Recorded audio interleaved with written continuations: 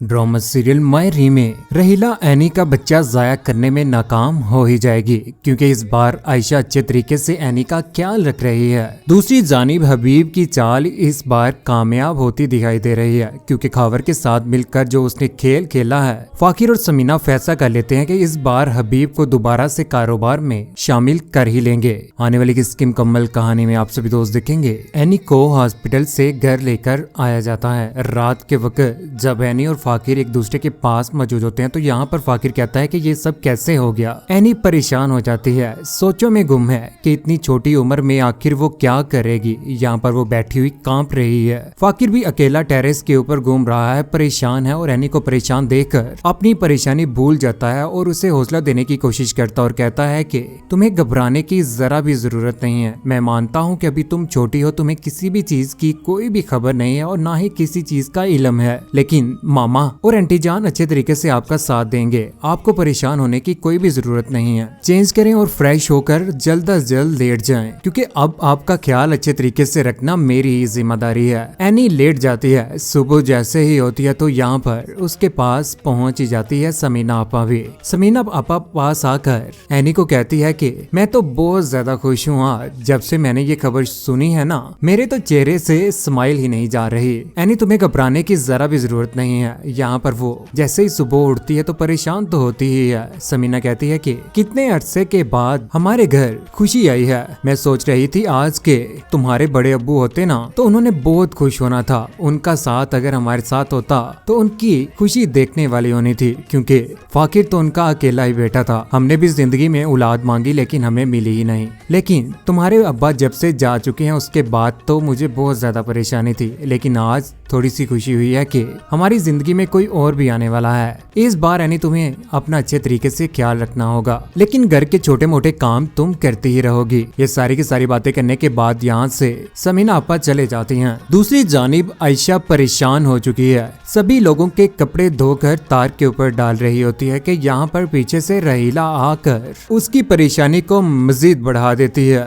वो कपड़े डाल रही होती है, यहाँ पर पीछे आकर उसे कहती है कि आयशा, जब से मैं यहाँ पर आई हूँ ना, मैंने तुम माँ बेटी को सिर्फ और सिर्फ नौकरानी बनते हुए ही देखा है। तुम्हारा नहीं दिल करता कि तुम भी जिंदगी में सुकून करो। आखिर इस कारोबार के अंदर हबीब का भी तो हक है ही ना। तुम्हें क्या जरूरत है सारे के सारे काम करने की और मुलाजमों की तरह से कपड़े धोना की। ये बात सुनने के बाद यहाँ पर आयशा बोल पड़ती और कहती है कि तुम अपने काम से काम रखो। मुझे किसी किस्म का कोई भी मशवरा देने से पहले ना अपनी तरफ देख लिया करो कि तुम किस काबिल हो। यही बात करने के बाद यहाँ से रहीला चले जाती और कहती है कि ठीक है भाई, तुम्हारी मर्जी है। अगर तुम्हें जिल्लत और रुसवाई वाली जिंदगी से सुकून मिलता है ना तो करती रहो। यहाँ पर वो सोचों में गुम हो जाती है। इस बार उसे रहीला से भी डर है क्योंकि रहीला इस बार बच्चा जाया करने की भरपूर कोशिश करेगी लेकिन नाकाम रहेगी। आयशा कमरे में जाकर परेशान हो जाती है, कहती है कि मेरे इन बच्चों की खुशियों को ना किसी की नजर ना लगे। मैं तो एनी इस बार तुम्हारा भरपूर ख्याल रखूंगी। अपना खाना पीना अच्छे तरीके से अब तुम खुद ही करोगी। एनी किचन में चले जाती है और वहाँ पर जाकर जूसर मशीन के अंदर जूस बनाना शुरू कर देती है। एनी परेशान हो चुकी है क्योंकि इस बार वो प्रेग्नेंट भी है और उसके साथ साथ उसे घर के काम भी करने पड़ रहे हैं और अपनी सेहत का भी अच्छे तरीके से ख्याल रखना पड़ रहा है। इस बार वो अकेली नहीं बल्कि उसके साथ एक बेबी भी है। एक जान भी उसके साथ जुड़ चुकी है जिसका वो अच्छे तरीके से ख्याल भी रखेगी। आने वाले वक्त में यानी कब बेबी भी आने वाला है। घर में बहुत सारी खुशियां हो जाएंगी। दूसरी जानिब हबीब, जिसकी जिंदगी में बहुत सारी परेशानियां आ चुकी हैं, जिसने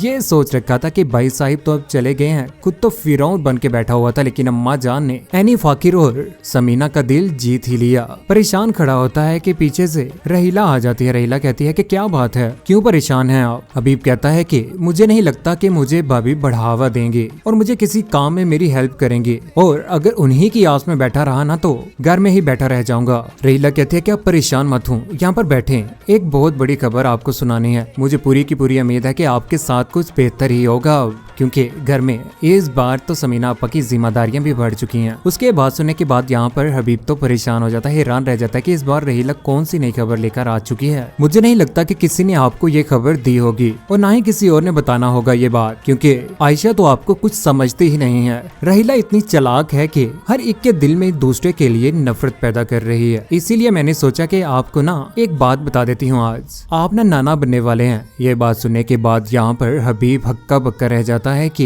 ये कैसी खबर दे रही है वो। हबीब बहुत ज्यादा गुस्से में आ जाता है। दूसरी जानिब समीना, जिसे ऑफिस में पहुंचकर खुशी थी इस बार के कारोबार बहुत ज्यादा ऊपर जा रहा है, लेकिन मैनेजर खावर जो के मिल चुका है, इस बार हबीब के साथ वो कारोबार के अंदर नुकसान करने की कोशिश कर रहा होगा। वहाँ पर परेशान बैठी माँ उसके पास आकर फाकिर कहता है कि कारोबार में लॉस हो रहा है, अगर आप नहीं चाहती ना इस बिजनेस को ताला लगे तो चाचू को हमें बुलाना पड़ेगा। उनकी ये बात सुनने के बाद यहाँ पर समीना हैरान रह जाती और कहती है कि तुम्हें पता है ना हबीब कैसी सोच रखता है, ऐसा ना हो कि इस कारोबार का डाका ही मार ले वो। लेकिन फाकिर अपनी माँ को समझाने की कोशिश करता है और कहता है कि मैं अब बच्चा नहीं हूँ, इस बार मैं सारी की सारी जिम्मेदारियां और सब कुछ खुद ही संभालूंगा, एक एम्प्लॉय की तरह ही इस फैक्ट्री में और इस ऑफिस में काम करेंगे, आप परेशान मत हो। एनी और फाकिर का इस बार बेबी आने वाला है, लेकिन रहीला जो कि खुद तो औलाद दे नहीं सकी हबीब को, लेकिन दूसरों की औलाद को जाया करने की भरपूर कोशिश करेगी, लेकिन हमेशा की तरह से वो नाकाम ही रहेगी।